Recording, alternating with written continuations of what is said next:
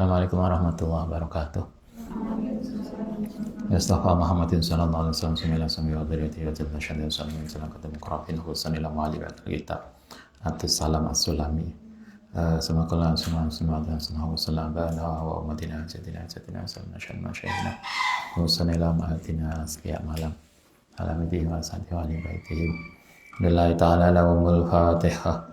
Bismillahirrahmanirrahim. Alhamdulillahirabbil alamin. Arrahmanirrahim. Maliki yaumiddin. Iyyaka na'budu wa iyyaka nasta'in. Shiratal mustaqim. Shiratal ladzina an'amta 'alaihim. Bismillahirrahmanirrahim. Halaman 8 ya. Wa kadzalika lan begitu juga takfirul khotiat. Sahha anhu alaihi salatu wassalam annahu qala. Ada hadis sahih. Kemarin salah satu fadilahnya puasa adalah takfirul khotiat. Apa itu? Mengendalikan atau menghapuskan dosa. Nah, ada hadis yang terkait dengan nikah. Ya ma'saros sabab man istata'a minkumul ba'ah falyatazawwaj. Ya ayyuhas sabab, para pemuda gak mesti laki-laki. Bisa juga perempuan, pokoknya sing nom. Atau sabab itu kemarin kalau Anda ngaji yang apa itu arus, kayak tidak hanya muda ya, yang sepuh juga sampai wis gak ketok, cik. Pokoknya zawijuni. Karena kita tidak ingin nikah mati dalam keadaan jomblo. Salah satu kondisi yang menyedihkan adalah kalau mati statusnya jomblo. Ya ma'ras sabab man sapane wong istato'a yang punya kemampuan sapa man mingkum saking sira al ba'ah ing ba'ah. Ba'ah itu punya kemampuan untuk menikah. Ba'ah biasanya dimanakan dua, kemampuan finansial dan kemampuan fisik. Secara fisik dia sudah mampu nikah dan finansialnya dia sudah punya pekerjaan untuk laki-laki, ya falyatazawwaj, mongko nikahlah fainal krono zawat iku ahudil luwih menundukkan lil basori. Kalau sudah nikah kan gak usah ndelok yang lain karena di rumah sudah punya. Kalau laki-laki di rumah sudah punya istri, kalau istri sudah punya imam sholat, sehingga nggak perlu golek imam sholat yang lain, gitu kan? Kalau imam sholat, pokoknya di masjid ya imam sholat. Tapi biasanya kan begitu toh, santri malam Jumat maca Yasin. Lapa Mbak Ustaz untuk calon imam sholat saya, yang nggak tahu masih di mana. Nikah itu bisa aghadul basar, fungsinya menundukkan pandangan karena kita sudah punya. Wa ahsanu lan luwih menjaga lil farji maring farji. Insyaallah lebih hati-hati karena kita sudah enggak butuh yang lain. Nah, kalau sudah punya kemampuan untuk nikah secara finansial dan fisik nikah. Tapi kalau belum, waman sapane wong lam yastati yang belum punya kemampuan fa'alehi mongko iku wajib ing atase man bisyami kelan puasa. Kalau finansial belum punya untuk laki-laki, wis semangat nikah tapi finansialnya belum. Karena kuliah gak mari-mari. Kan ada toh yang kuliah sampai maksimal tulu zamani. Sampai berapa? 7 tahun ya? S1 7 tahun. 14 semester. Nah, kalau Anda itu contoh nggak usah ditiru. Tirulah yang cukup tidak 7 tahun tapi 7 semester. Nah, kalau Anda bisa 7 semester kenapa enggak? Semester 8 sudah. Semester karena itu Anda harus hitung. Kira-kira kalau saran Ustadz Anda ujian skripsi awal semester 8. Sehingga pertengahan semester 8 Anda sudah wisuda. Akhir semester 8 Anda sudah daftar S2. Gitulah, hitung-hitungannya jelas. Loh, bisa Ustaz? Loh, kenapa nggak bisa? Kakak kelas Anda yang santri angkatan pertama itu, angkatannya siapa Bian? Liza ya? Angkatannya Mbak siapa yang masih di sini? Mbak Wil. Santri pertama itu kan banyak yang angkatan itu yang wisuda semester 8. Yang golongan Mbak Dila, yang PKL-nya dulu di UUM di Malaysia. PKL di Malaysia, skripsinya bahasa Inggris. Lulusan terbaik kayaknya santri pertama banyak yang lulusan terbaik UIN. Nah, sekarang kan Anda tinggal melanjutkan. Kan tinggal melanjutkan aja toh. Lulusan terbaik itu gampang. Pokoknya Anda ranking 1 terus ya lulusan terbaik. IPK-nya 4,0. Atau kalau lebih bagus 4,1. Orang yang sudah punya keinginan nikah tapi finansialnya belum, apa yang harus dilakukan? Fa'alaihi bisau, maka puasalah.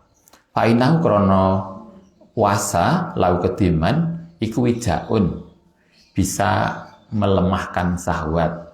Wija itu bisa mengendalikan syahwat, sehingga kalau poso semangat untuk nikah itu bisa terkendalikan. Itu artinya fungsi puasa itu sesuai dengan konteks yang kedua, yaitu takfirul khoti'at, bisa mengendalikan, menghapuskan dosa. Wal ba'ah, utai lafat ba'ah tadi, mastato'a minkumul ba'ah, itu anikahku nikah.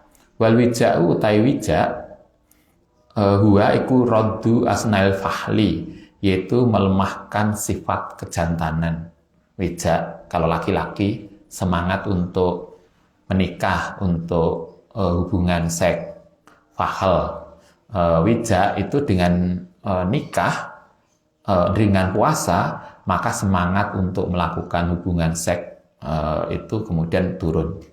Nazala sapa Rasulullah SAW kasra saumi, kasa asauma lisahwati, memotong asauma ing puasa lisahwati, untuk sahwat. Mangzilata radil ini yang tempat nazala menempatkan sapa Rasulullah kasra saumi li sahwati tadi iku mangzilata radil unsayain yang menolak atau melemahkan sifat kejantanan fi hasmi syahwati yang dalam nyegah syahwat. Maksudnya puasa itu iso mengendalikan semangat hubungan seks. Biasanya laki-laki yang umur-umur berapa itu? Umur likuran awal. Nah, itu semangat hubungan seksnya tinggi. Untuk bisa mengendalikan itu dengan puasa. Waqad ja'a, monggo teman-teman datang bil hadisi dalam hadis inna syaitana. Saat temannya syaitan iku yajri. Bisa berjalan sapa setan min ibn Adam, saking ibnu Adam, majrad dami ing aliran darah. Setan itu bisa masuk ke aliran darah kita, kemudian menggoda kita. Karena itu Kanjeng Nabi kemudian mengatakan fadhoihiku, mongko menjadikan sempit sapa sira masalikahu ing tempat jalannya setan biljui dengan lapar. Puasa itu akan membuat jalan setan itu menjadi kecil, sehingga setan kemudian tidak punya kemampuan untuk menggoda kita. Itu fungsi puasa yang kedua, takfirus khoti'at. Nah, sekarang yang ketiga, wa amma taksirus sedekati, anapun utai memperbanyak sedekah. Fungsi manfaat puasa yang ketiga adalah memperbanyak sedekah. Faliana so'ima, mongko saat temennya orang yang puasa iku idza jaa, nalikane merasa lapar yo tadzakaro, menjadi ingat sapa man maing barang indahu ana ing sandingiman minal ju'i, saking rasa lapar. Fahassahu, mongko akan mendorong apa poso ing man, fahassahu mongko akan mendorong ing man apa dalika rasa lapar tadi ala it amil ja'i, ing atase memberikan makan kepada orang yang lapar. Yang ketiga, kita itu puasa. Dengan puasa kita akan merasa lapar. Dengan merasa lapar itu, maka kita akan bisa paham tentang orang lain yang juga lapar. Karena kita paham betapa tidak enaknya orang lapar, maka kemudian kita akan berusaha membantu orang lain yang kelaparan. Ada statement yang bagus. Fa inama yarhamul asaku man asako. Gini, fa inama yarhamu yang pastine bakal ngasih al asako ing para pecinta sepoman wong asako yang jatuh cinta. Katanya syair ini begini, tidak akan pernah bisa merasakan pedihnya cinta bagi orang yang belum pernah jatuh cinta. Kan begitu toh? Hanya orang yang pernah jatuh cinta sajalah yang tahu pedihnya cinta. Kalau Anda belum pengalaman, ya nggak tahu. Sama dengan hanya orang yang sudah menikahlah yang tahu problem rumah tangga. Karena itu kemudian dulu beberapa waktu yang lalu ketika Ustadz nganterin ibu ke mana itu pengadilan, di salah satu pengadilan itu kebetulan pengadilan agama maksudnya, itu ada alumni kita Fakultas Syariah yang jadi mediator. Fakultas Syariah menjadi mediator. Kemudian dia cerita, Ustadz, saya sudah 2 tahun jadi mediator. Ngerti mediator ya? Yang kalau ada orang mau cerai biasanya dimediasi agar tidak cerai. Mahasiswa tadi dia sudah lulus, udah sarjana syariah, kemudian jadi mediator di pengadilan itu. Dia cerita, saya selama 2 tahun itu belum pernah sukses untuk memediasi cerai. Jadi siapapun yang dimediasi tetap cerai. Kemudian saya tanya, kamu sudah menikah? Belum, Ustaz. Ya itu masalahnya. Bagaimana Anda bisa memediasi orang yang nikah? Kamu sendiri aja belum tahu nikah. Jadi artinya itu tadi, kalau dalam bahasa ini tidak ada orang yang tahu pedihnya cinta kecuali orang yang pernah jatuh cinta. Kan begitu toh? Kayaknya ini jadi status. Nah, jadi ini konteksnya puasa. Orang tidak akan bisa paham deritanya orang yang lapar kalau kita sendiri tidak pernah merasakan kelaparan. Karena itu puasa memberikan hikmah agar karena kita merasa lapar, maka kemudian kita tahu kalau ada orang lain yang lapar. Sehingga kita kemudian menjadi punya empati yang bagus. Waqad balaghuna. Lan sungguh telah sampai pada kita sapa ana Sulaiman, satemene Nabi Sulaiman au Yusufa. Utawa Nabi Yusuf alaihi salatu wassalam iku layak kulu, tidak akan makan sapa Nabi Yusuf hatta yakula, sehingga setelah makan sapa jami'ul muta'alliqina, seluruh pembantune mereka bihi kelawan yakul bihi kelawan Sulaiman au Yusuf. Jadi diriwayatkan begini, Nabi Sulaiman itu kalau makan paling akhir. Jadi pembantunya rumah tangga atau Nabi Yusuf, kita nggak tahu di riwayat ini kalau nggak Nabi Sulaiman, Nabi Yusuf. Beliau kalau makan terakhir. Jadi ditunggu dulu anaknya, istrinya, semuanya makan dulu, setelah itu beliau makan. Ketika ditanya fasu'ilah, kemudian ditanya sopo Sulaiman atau Yusuf tadi andalika, kenapa beliau kalau makan terakhir? Pakola mengkon jawab sopo Sulaiman au Yusuf, akhofu, khawatir sopo ingsun an asba'a, yang to kenyang sopo ingsun, fa'ansa, kemudian melupakan sopo ingsun al jai'a, yang orang yang lapar. Kata Nabi Sulaiman, saya khawatir kalau saya makan duluan, nanti saya lupa bahwa keluarga saya ada yang belum makan. Hebatnya Nabi Sulaiman atau Nabi Yusuf. Nah, kita kan biasanya makan duluan. Siapa yang lain sebenarnya nggak nyusul, kita makan duluan. Nabi Kanjeng Nabi Muhammad SAW itu dalam bidang hukum dan ibadah beliau seperti ini. Beliau itu kalau memerintahkan, Kanjeng Nabi kita itu kalau beliau memerintahkan maka beliaulah orang pertama yang melakukan. Tapi kalau beliau mencegah, beliau juga orang yang pertama meninggalkan. Kenapa? Agar beliau bisa menjadi contoh. Kita tuh kan sering toh memerintahkan adik kita belajar, belajar. Tapi adik kita nggak pernah tahu kita bawa buku. Kalau Anda pulang dari pondok liburan, Anda bawa buku nggak? Kayaknya enggak.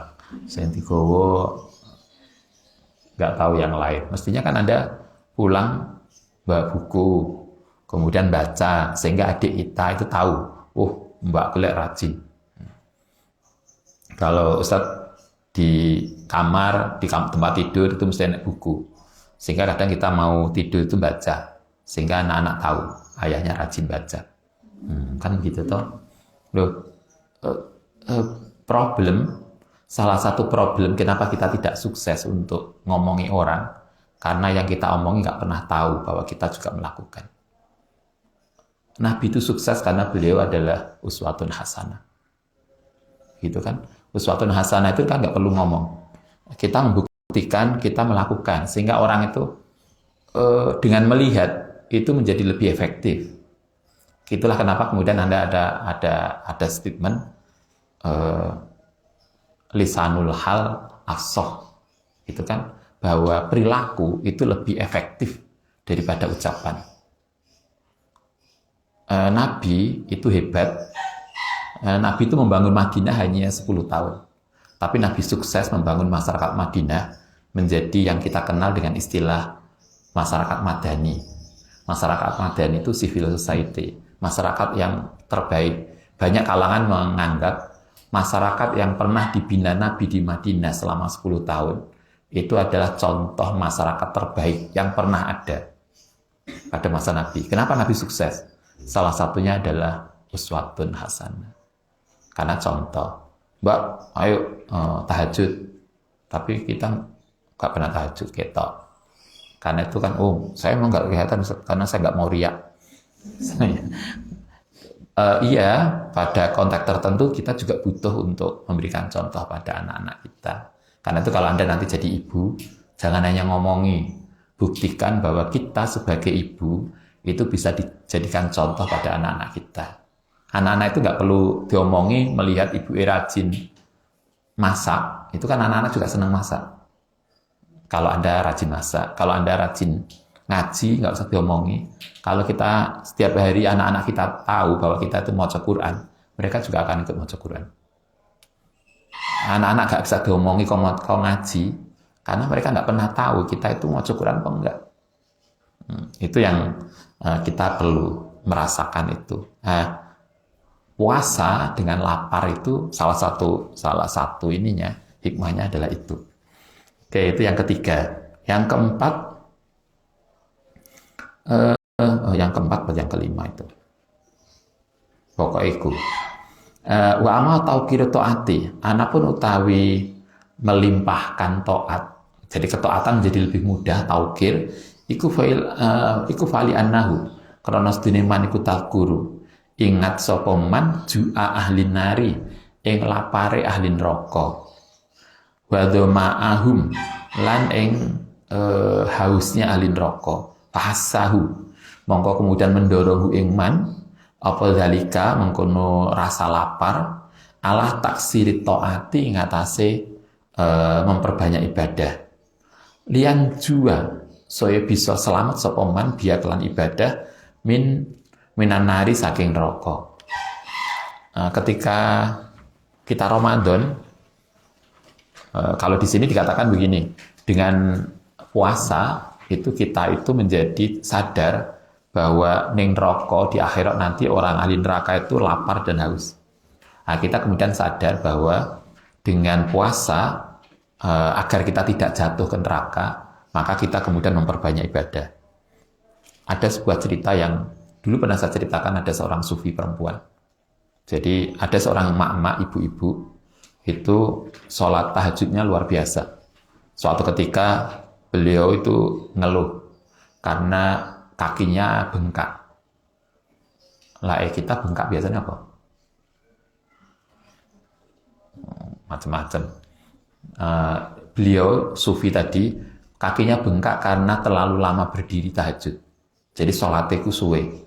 Karena sholat malamnya lama, kakinya itu bengkak. Suatu ketika beliau mengeluh bengkaknya kaki ini ke suaminya. Kata dia, kaki saya bengkak karena tahajudnya lama. Kata suaminya enteng aja. Yo kalau gitu tahajudnya dikurangi. Nggak usah lama-lama sehingga kakinya bisa baik. Tapi ketika disuruh ngurangi, dia berubah. Kemudian dia mengatakan, tahajud saya memang bisa saya kurangi agar tidak bengkak. tapi berdiri saya untuk tahajud itu masih jauh lebih sedikit dibanding nanti di akhirat saya harus berdiri lama di mahsyar.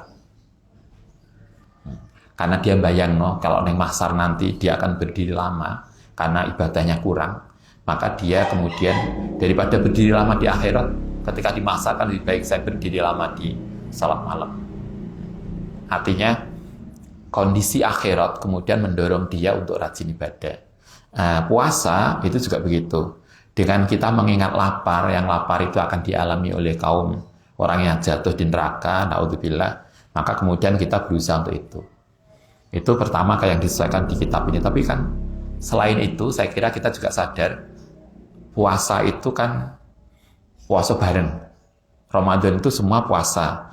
Dalam kebersamaan biasanya akan, Anda ingat ada psikologi massa. Psikologi massa itu adalah di mana kita, walaupun kita itu banyak, tapi sebetulnya psikologi kita itu satu. Sehingga begitu ada orang yang memberi contoh tentang sesuatu yang baik, kita biasanya mudah. Kayak Anda demo itu walaupun ribuan orang, sebetulnya dia itu hanya satu psikologinya. Semua hanyut di dalam psikologi massa. Sehingga kemudian ketika ada orang yang memicu gerakan, kita tanpa sadar kita akan ikut. Biasanya kita demo rame-rame, kemudian satu bilang, ayo bakar. Semua akan kehilangan kesadaran, kemudian ikut membakar. Psikologi massa ini juga muncul di Ramadan. Ketika kita Ramadan puasa bareng, maka psikologi kita hanya di dalam psikologi masyarakat. Sehingga satu aja ngasih, ayo kita sedekah, ayo kita taraweh, itu mudah. Karena itulah dalam konteks ini, mari kita menjadi, apalah istilahnya, orang iklan, menjadi yang pertama itu. Go ahead, jadilah yang pertama. Jadi marilah kita jadi yang pertama, sehingga kemudian kita menggerakkan yang lain. Ini yang kedua, atau yang keberapa tadi, pokoknya akeh. Wa amma syukru alamil khafiyat. Anapun utawi mensyukuri alam metafisik, alam yang enggak kelihatan, iku idasoma nalikane poso sapa man arafa. Mongko ngerti sapa man nikmatallahi ing nikmate Allah taala. Alai ngatasi man fisabui ing dalam rasa lapar. Karena itu waroi tegese lapar, fasyakaroha. Mongko kemudian bersyukur sapa man lidzalika. Fa inna nikmah mongko sak temene nikmat iku layu rofu, tidak bisa diketahui apa mikdaruha kira-kirane nikmat illa bifaqdiha, kecuali ketika hilangnya nikmat. Kita itu punya banyak nikmat dari Allah, tapi kita nggak sadar, baru sadar nikmat itu enak, bahwa Allah ngasih sesuatu yang luar biasa itu setelah hilang. Contoh paling mudah, kita punya gigi sehat, itu biasa aja toh, nggak pernah ini. Kita baru sadar nikmatnya gigi enak kalau sakit gigi. Kayak dulu Allah yarham Gus Dur mengatakan, saya nggak pernah merasa punya istri karena istrinya Bu Nuria senantiasa mendampingi. Beliau mengatakan, saya itu baru sadar betapa pentingnya istri setelah istrinya beliau sakit, karena nggak bisa mendampingi, akhirnya oh iya betapa pentingnya istri. Nah, senantiasa bareng itu biasanya kita lupa untuk bersyukur. Nah, kita setiap hari sehat, itu baru sadar kalau sehat itu enak kalau kita sakit. Kita setiap hari makan enak, kita baru sadar bahwa itu nikmat kalau kemudian kita lapar. Puasa itu bisa mengajari kita begitu, bahwa ternyata luar biasa. Tadi pagi ada Ustaz lagi lihat di YouTube, ada seorang syekh di Saudi itu ditanya oleh seorang petani yang sangat miskin di Somalia. Kita biasanya kalau puasa kita berbuka dan kita sahur. Kemudian orang tadi di Somalia itu bilang, Syekh, sah nggak puasa saya kalau misalnya saya tidak berbuka dan tidak sahur? Saking orang tua ini. Anda tak ingat di Somalia lagi kelaparan. boleh nggak kita puasa tanpa sahur dan tanpa berbuka? Itu artinya saking gak onoe. Sampai sahur nggak bisa, berbuka pun nggak bisa. Bisanya hanya dengan seteguk air putih saja. Nah, kita bisa sadar itu betapa luar biasanya itu nikmat kita yang diberikan Allah kalau kita pas lapar. Wa ama in jizaru anam nutawi injizar mencegah anil khawatiril ma'asi. Kemarin salah satu fungsi puasa yang ketujuh kali ya, pokoknya sakeh itu mencegah diri. Puasa itu mencegah dari khawatiril ma'asi, kerentek maksiat, wal mukhalifati lan kehendak untuk berperilaku yang tidak sesuai syariat mukhalifat. Falian nafsa krana sak temene nafsu iku ida sabaat nalikane kenyang tomahat mongko kemudian berkeinginan berhasrat atau nafsu ilal ma'asi maring maksiat. Jiwa kita, salah satu unsur jiwa kita itu nafsu. Jadi kalau kita belajar kemarin, masih ingat belajar ngaji Ihya Ghazali, dalam diri kita itu ada beberapa potensi. Ada jiwa, ada nafsu, ada kolbu, ada akal. Akal itu diulang dalam Al-Quran sebanyak 49 kali. Kemudian kolbu itu diulang 230-an. Kemudian nafsu itu hampir sama. Nah, tiga ini berbeda. Jadi nafsu itu beda, nafsu sendiri, kolbu sendiri, akal sendiri. Masing-masing memberikan pengaruh kepada perilaku kita. Akal itu biasanya dikaitkan dengan pengetahuan diskursif. Jadi Anda baca buku, berdiskusi, menganalisis, itu sarananya akal. Masih ingat PKPBA, A5 dan Arafah? Ingat ya? Sekarang masih PKPBA tinggal ketip. PKPBA kita ngajar di PKPBA itu ada kalimat Arafah dan A5. A5 masdarnya ilmu. Ilmu itu adalah pengetahuan yang dihasilkan lewat diskursif, kognitif, sarananya akal. Ada Arafah itu masdarnya ma'rifat, irfan. Kalau ilmu itu adalah pengetahuan kognitif menggunakan akal. Kalau irfan, ma'rifat, itu adalah pengetahuan intuitif yang sarananya adalah kolbu. Sehingga kolbu sama akal itu sebetulnya sama-sama sarana pengetahuan. Yang bedanya kalau akal itu lahirnya ilmu-ilmu kognitif, tapi kalau kolbu itu ilmu-ilmu intuitif. Di dalam Islam kita mengenal dua ilmu ini. Kalau kita kuliah, kita hanya diajarkan ilmu kognitif, akal, sehingga sarananya hanya akal aja. Tapi dalam Islam sesungguhnya kita tidak hanya ada ilmu yang menggunakan akal, tapi juga ada ilmu yang menggunakan hati. Problem kita, saya kira PR besar kita adalah bagaimana mengembangkan ilmu yang menggunakan sarana kolbu, yang sarana intuitif, itu yang belum berkembang. Di dalam Islam, karena Islam itu ilmunya itu lebih banyak pada aspek kolbu, maka ilmu di dalam Islam kemudian disebutkan al-ilmu nurun. Ilmu itu cahaya, bukan bahasa Jawa ya. Ilmu Jawa kan ilmu itu nyontek, karena nurun.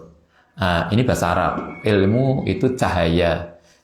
Karena ilmu itu cahaya, maka karena itulah kita diajarkan kalau kita mau ngaji, mau kuliah, kita diharapkan untuk wudhu, bersuci. Kenapa? Karena wudhu itu cahaya dan ilmu itu cahaya. Sehingga dengan wudhu, ilmu itu menjadi mudah.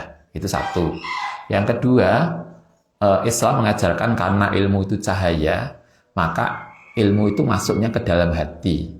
Karena hati itu adalah pusat sentral dari semua aktivitas manusia, maka ilmu itu akan meniscayakan perubahan sikap dan perilaku.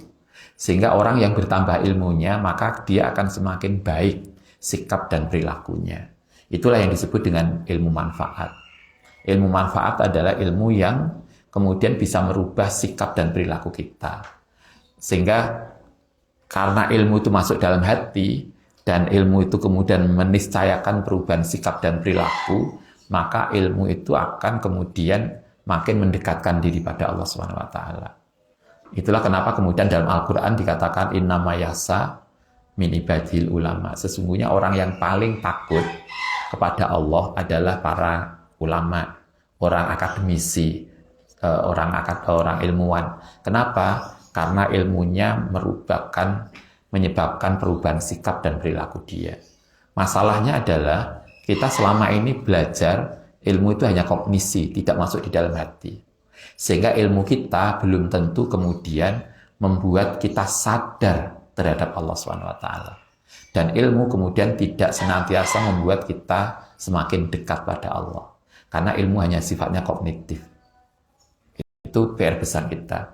Nah, selain itu, selain dua tadi, ilmu pakai kolbu dan ilmu pakai akal, kalau kita ngaji Al-Quran, masih ada lagi ilmu yang tidak lewat akal dan lewat hati. Ada lagi ilmu yang diberikan Allah lewat sodru, dada. Sodru itu adalah tempat dari kolbu.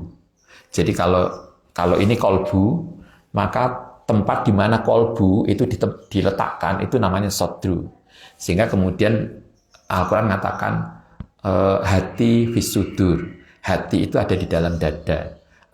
Dalam Al-Quran itu ada ilmu yang oleh Allah Ta'ala diberikan kepada lewat jalur sudur sebagai sarana. Sudur itu terkait dengan persoalan relasi antar manusia. Sikap empati, simpati, dan seterusnya. Itu Anda kalau belajar psikologi, Anda kenal ada emotional quotient. Kecerdasan emosional. Ada kecerdasan kognitif, ada kecerdasan emosional, ada kecerdasan spiritual. Masih ingat toh? Di PAI ono itu. Lah gak ono ya di ono nih. Ada toh, itu artinya karena itulah kalau Anda belajar di psikologi Howard kalau nggak salah, kita ngajari kita tentang apa yang disebut sebagai multiple intelligence. Kecerdasan multiple. Jadi orang pinter itu bukan hanya karena pinter matematika, enggak. Ada yang matematikanya enggak pinter tapi olahraganya pinter. Siapa biasanya bintang olahraga kita sebetulnya? Siapa tahu? Ronaldo ya. Yang bal-balane karo merem aja loh, iso nyepak nogul. Itu berarti dia punya kecerdasan kinestetik, kecerdasan yang terkait dengan gerakan.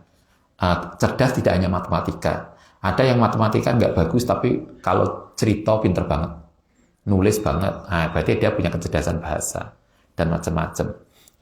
Ini semua potensi yang diberikan Allah pada kita. Ini nafsu itu yang sebagai bagian dari diri kita, itu kalau dia kenyang, biasanya cenderung maksiat. Karena kemarin masih ngaji kitab Ustaz Zainul apa itu namanya? Ustaz Zainul itu ngaji apa? Oh bukan, sebelum Sulfikih, kitab Nasoihul Ibad ya, yang dikatakan siapa yang banyak makannya, banyak tidurnya, banyak maksiatnya, dan seterusnya. Karena orang itu kalau kenyang cenderung untuk maksiat. Mari sahur kenyang, cik rasan-rasan. Coba lah kayak lapar, katanya rasa-rasanya udah enggak ini, karena wis gak betah lapar. Tapi lagi kenyang cenderung maksiat. Wa tawasafat lan memandang ilal mukhalifati maring segala sesuatu yang tidak baik. Orang yang kenyang cenderung begitu. Wa idza ja'at nalikane lapar wa tama'at lan haus tasawafat mongko akan memperhatikan apa nafsu ilal umati maring makanan wal masrubati lan minuman. Kalau kita lapar, pikiran kita hanya makanan. Tapi lah kalau kita kenyang, pikiran kita itu macam-macam yang nggak bagus. Karena itu fatu musuh nafsi utawi hasratin nafsu ilal munajati maring munajat ilallah wastigholiha lan kesibukan nafsu lah maring munajat iku khairun lebih baik min taswifiha dari hasrat atau oleh mandange nafsu ilal ma'asi maring maksiat wazalati dan sesuatu yang tidak baik. Walidhalika karena itu qadama mendahulukan sapa ba'dus salafi sebagian orang salaf as-sauma ing puasa ala sairil ibadati ngatasi ibadah yang lain. Karena itu orang-orang salaf dulu kalau ngajari kita untuk tirakat riadoe tidak melek bengi tapi poso. Kenapa poso? Karena kalau kita puasa kita tidak punya kemampuan untuk maksiat. Lain melek bengi kenyang, iso melek bengi ngopi, belum tentu kemudian ibadah. Bisa hanya melek bengi tok, tapi kemudian nggak ibadah. Karena itu puasa menjadi penting. Fasu'ilah, mongko ditanya sapa ba'du salafi andalika. Kenapa begitu? Faqala li ayat tolia yang menampilkan sapa Allah fina ala nafsi ngatasi diriku. Waya halitai nafsi iku tanazaani mikirkan sapa nafsu ingsun ila ta'amin maring panganan wa syarabi. Gini. Waya tanazawila iku ahabu luwih aku senengi ilaya maring ingsun min ayu talia ento muncul sapa Allah alai ngatasi nafsu waya halita nafsu iku tanazaani memikirkan apa nafsu ingsun ila maksiati maring maksiat maring Allah idza sabatu nalikane kenyang sapa ingsun. Para ulama kemudian mengatakan kalau saya kenyang itu biasanya akan cenderung maksiat. Karena itulah maka dibuat lapar. Ketika lapar, pikiran saya, kalaupun nggak iso ibadah, itu tidak akan mikir maksiat. Karena ketika lapar, pikirannya makanan. Mikir makanan itu lebih baik daripada mikir maksiat. Kan gitu. Daripada ngerasani orang, kan lebih baik ngerasani panganan. Wah, nanti buka, nyiapkan list buka. Daripada sibuk ngerasani koncone, kan lebih bagus. Nah, jadi para ulama begitu. Daripada saya berpikir tentang maksiat, maka lebih bagus saya berpikir tentang makanan, karena perut saya lapar. Nah, dengan begitu, kita puasa, lapar itu bisa mengalihkan pikiran maksiat kepada pikiran lain yang lebih rendah nilainya. Al-Fatihah.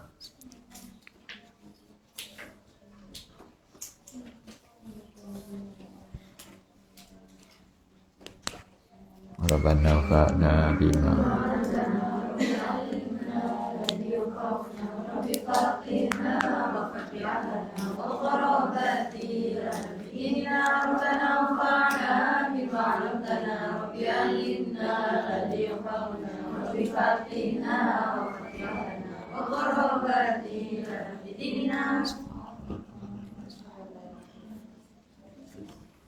Assalamualaikum warahmatullahi wabarakatuh.